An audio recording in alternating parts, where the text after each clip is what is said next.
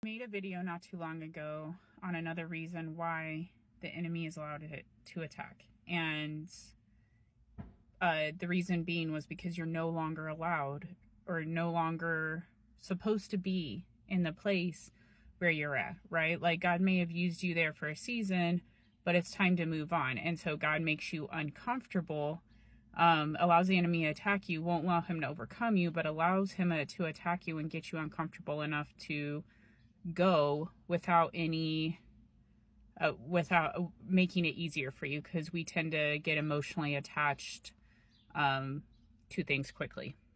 And that could be in a relationship, that could be in a friendship.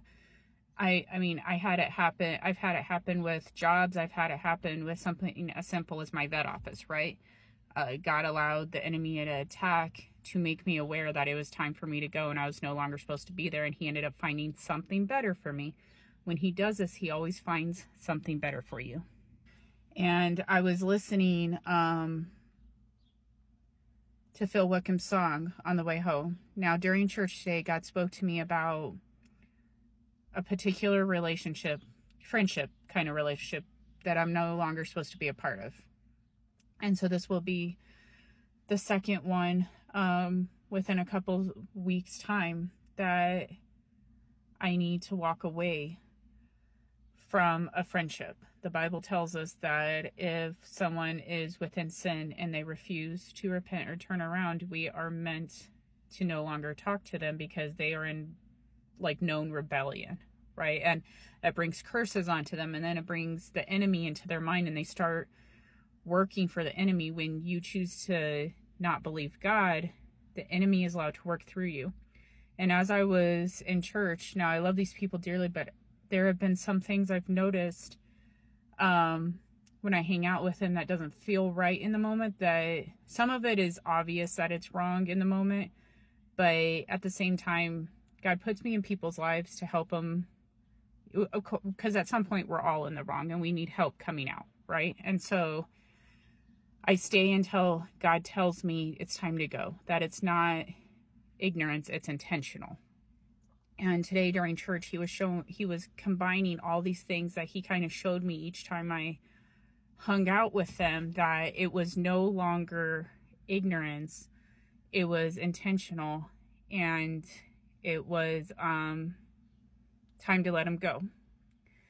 Now, it's like I'm grieving it because I do love them, right?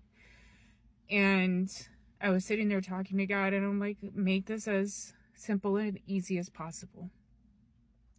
I was listening to Phil Wickham's song, Homesick for Heaven. It's one of my favorite songs in the world. And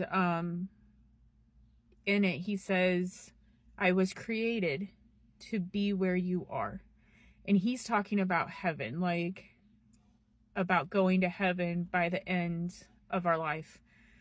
But God struck me. He goes, you guys were created to be where I'm at, no matter where you are in life, right? So when he exposes the evil, you are not created to stay where that evil is. You are created to move on and be where he is. Be where you are safe and you are protected, right? Regardless if it's a job, regardless if it's like the businesses, like the vet office, a friendship, a relationship, you have to seek where he is. And that's where you were created to be. You were not created to be where the enemy is, unless he has a specific purpose for you there for a short time, but it will never be permanent, because if that person chooses not to believe God, the enemy's only going to get stronger, come back and attack you and hurt you, right? So what he does is he uses you in someone's life for a short time, and then it's time to go if they choose to reject God, because he is no longer there. So seek God in everything. Like when I left my last job, God was not in it anymore. It's like when I originally had started my son at that, because it was a school that I worked at, when I originally started my son there, God was there. And by the time that we left, he wasn't, right? And we were created to be where he is. The job that I'm at now, he is there. His morals, his standards are there to some degree. And I know that I'm meant to be there. Like, he placed me there, right? And it was something better. And I'm not saying he doesn't have better for me in the future. I might need to move on in the future, but as of right now, I know where I'm meant to be. And he is there for now. We are created to be where he's at. If he is no longer there, you are meant to move on and not look back. Don't be like Lot's wife. Don't look back to what you used to know. Keep looking forward and move on with God, and know that no matter how much you have to grieve something when you move on, that God will never leave you nor forsake you.